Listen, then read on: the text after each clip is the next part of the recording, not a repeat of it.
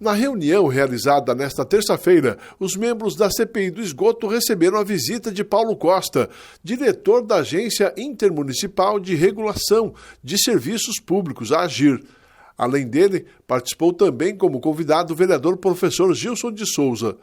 Todos os parlamentares tiveram a oportunidade de fazer perguntas e tirar dúvidas, principalmente sobre o contrato de concessão do serviço. Bom, primeiro quero agradecer a CPI por me permitir participar. Eu que infelizmente não sou membro da CPI, então tive aí o privilégio por parte do presidente de me autorizar a fazer o questionamento, e esses questionamentos que a gente fez é justamente com isso. A população quer saber justamente qual é o fluxo econômico financeiro que foi o grande responsável pelo 10,72 por mais 10 anos de concessão. É isso que a gente quer saber. Inclusive foi feita uma provocação por mim aqui e vai ser feito na AGIR. A gente tem essa cobrança que eles possam abrir essa planilha de forma mais clara para que todos possam saber de forma pedagógica qual é os valores e o que incide sobre isso e o que realmente foi que responsabilizou esses 10,72 de aumento na conta do contribuinte e mais 10 anos de concessão para a empresa. Eu procurei focar aqui em dois questionamentos bem técnicos que inclusive ficaram aí no centro do debate, que foi sobre uma recomendação da AGIR para a realização de um decreto,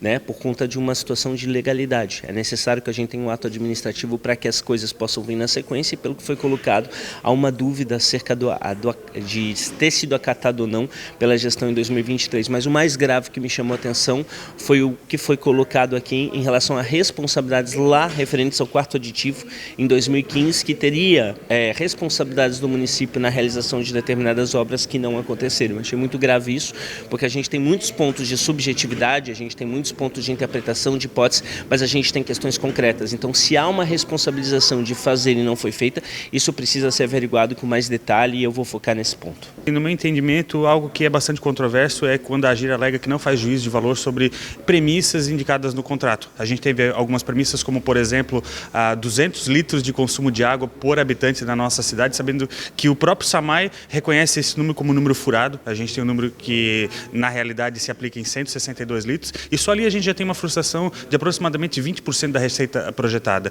E a AGIR alega que não faz esse tipo de juízo de valor. E daí esse apontamento fica um pouco controverso, porque o fluxo de caixa, no meu entendimento, fica prejudicado. Outro aspecto que foi muito importante e relevante citado aqui é que a AGIR entende que é necessário que exista um decreto regulamentando o serviço limpa-fossa antes da assinatura do próprio quinto termo aditivo. E agora a gente vai precisar entender por que isso não foi levado em consideração na assinatura do quinto termo aditivo, ou se de fato existe um decreto que a gente não tem conhecimento, e a própria AGIR disse não ter conhecimento desse decreto.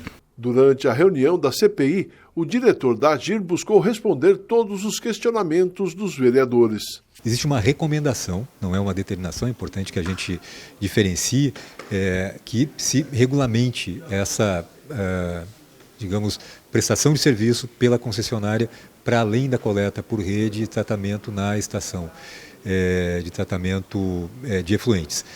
E aí é uma decisão final entre o município, entendimento jurídico do município e da concessionária em relação à elaboração e publicação desse decreto. Um pedido por parte dos parlamentares é que a planilha fosse mais explícita e seja colocada à disposição dos parlamentares. A gente deverá fazer isso? Sim, não. Nós nos colocamos à disposição dos vereadores, da comissão, no sentido de abrir esse fluxo de caixa, né, e criar esse entendimento. Não é algo que se consiga explicar em meia hora, em 15 minutos, em 10 minutos, mas é um documento público, né, que inclusive faz parte dos anexos desse último parecer que foi publicado, da RTE, e a agência está à disposição para, na data que for mais conveniente, poder fazer essa apresentação. Outro assunto que chamou a atenção dos parlamentares durante a reunião da CPI foi o ofício do SAMAI encaminhado para agir com premissas para buscar o reequilíbrio do contrato com a BRK. Na realidade é um ofício em que informa uma série de premissas propostas pelo município no sentido de medidas, premissas, no sentido de buscar o reequilíbrio do contrato. Entre essas medidas, a proporção entre coleta por rede e coleta que se chama coleta sobre rodas, por caminhão, e que tecnicamente é uma solução viável, legal, né, regulamentada, e que por isso o entendimento da agência é que ela era viável e por isso concordou com essa medida que teve impacto financeiro, inclusive, na tarifa de reequilíbrio. A gente chegou à conclusão de que o ofício 360 de 2024 do SAMAI, assinado pelo senhor André Spezin na gestão passada, ele não foi encaminhado a agir com diversos documentos que acabariam por embasar a legitimidade técnica desse documento. E o que esse documento versa? Ele versa sobre a solução de fossa e filtro para 40% da população. E é por isso que os membros da CPI entenderam por convidar o senhor André Spezin, que assinou esse documento, para que ele explique para a gente o que embasou essa decisão de colocar a solução de fossa e filtro para 40% da população, sabendo que diversas das tratativas junto à AGIR e a concessionária falavam, por exemplo, da solução 70-30. Então não me parece muito razoável que isso seja um ato discricionário do presidente do SAMAI, e a gente precisa saber que ações deliberaram por escolher 40-60. Todas as reuniões da CPI do esgoto são transmitidas ao vivo todas as terças-feiras pela TVL. O próximo convidado a dar esclarecimentos aos membros da CPI será o ex-presidente do SAMAI. O nosso convite ao senhor André Spezin é para a próxima reunião, que ocorrerá aqui na Câmara de Vereadores, na Sala das Comissões, na terça-feira, às 10 da manhã, como já é de praxe nas reuniões da nossa CPI.